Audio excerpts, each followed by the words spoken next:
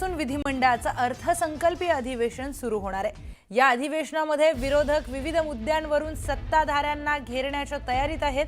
तर अजित पवार यांचा विमान अपघात, पार्थ पवार यांना मुंडवा प्रकरणामध्ये दिलेली क्लीन चिट आणि मंत्रालयातील लाचखोरी प्रकरणासह इतरही अनेक मुद्द्यांवरून विरोधक सरकारला घेरण्याची शक्यता आहे। दरम्यान मंत्रालयातील लाचखोरी प्रकरणी अन्न व औषध प्रशासन मंत्री नरहरी झिरवाळ यांच्या राजीनाम्याची मागणी विरोधी पक्षातील महाविकास आघाडीकडून करण्यात येते। त्यामुळे विरोधक सत्ताधाऱ्यांना कोंडीत पकडण्याची शक्यता आहे।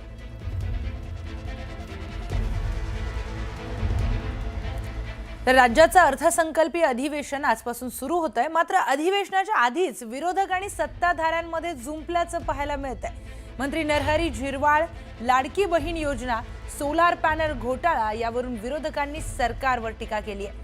तसंच विरोधकांनी सरकारच्या चहापानावरही बहिष्कार टाकलेला होता। यावरून सत्ताधाऱ्यांनी विरोधकांना टोले लगावलेत। तसंच विरोधकांच्या टीकेला मुख्यमंत्री आणि उपमुख्यमंत्री एकनाथ शिंदेंनी प्रत्युत्तर दिलंय।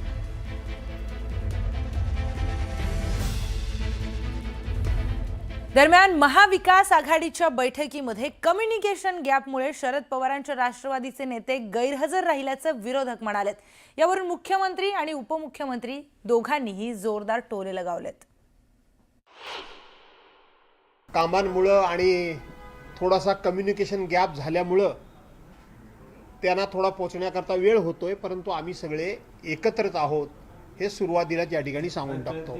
कम्युनिकेशन गॅप म्हणून कोणीतरी म्हटलं की येत आहेत म्हणजे त्यांनी बहिष्कार चहापानावर घातला, पण त्यांच्या बैठकीवर त्यांच्या सहकार्याने बहिष्कार घातला।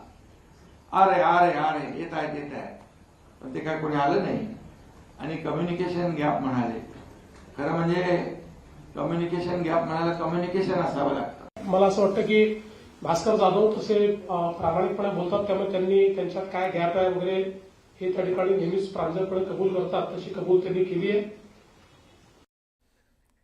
दरम्यान लाडकी बहीण योजनेच्या मुद्द्यावरून सत्ताधारी आणि विरोधकांमध्ये जुंपल्याचं पाहायला मिळतंय।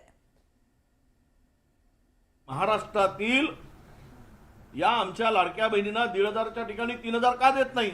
एवढी मोठी गुंतवणूक येत आहेत आणि लाडक्या बहिणीच्या नावाने देताय 1,500 आणि कर्जबाजारी झालंय म्हणून तुमचे मंत्री सांगतात कर्जाच्या विळख्यात महाराष्ट्र सापडलाय म्हणून।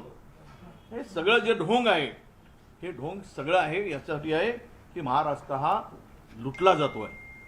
प्रचंड भ्रष्टाचारामुळे महाराष्ट्र लुटला जातोय। 3,000 रुपये द्या, अंक करा।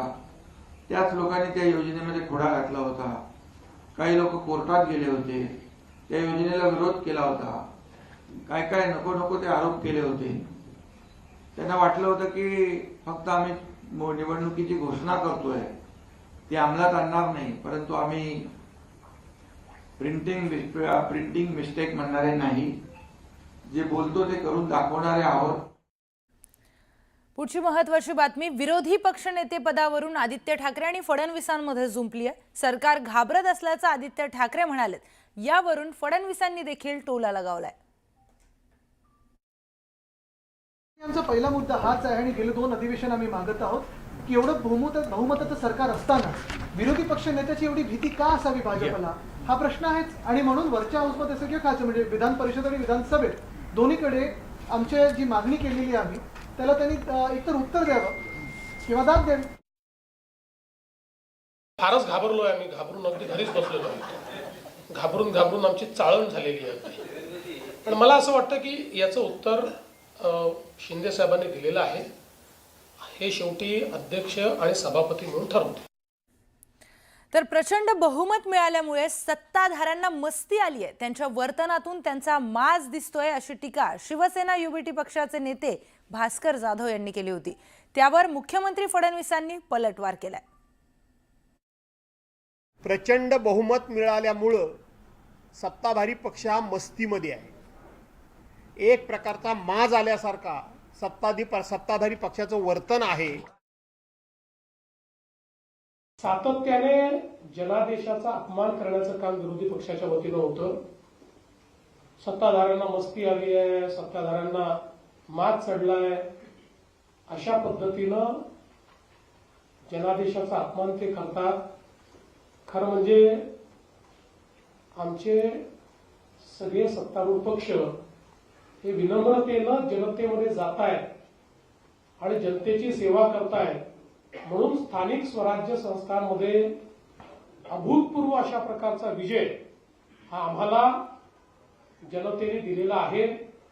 यातनंही जर हे शिकणार नसतील तर मला असं वाटतं की विरोधी पक्षाचं काय होईल याबद्दल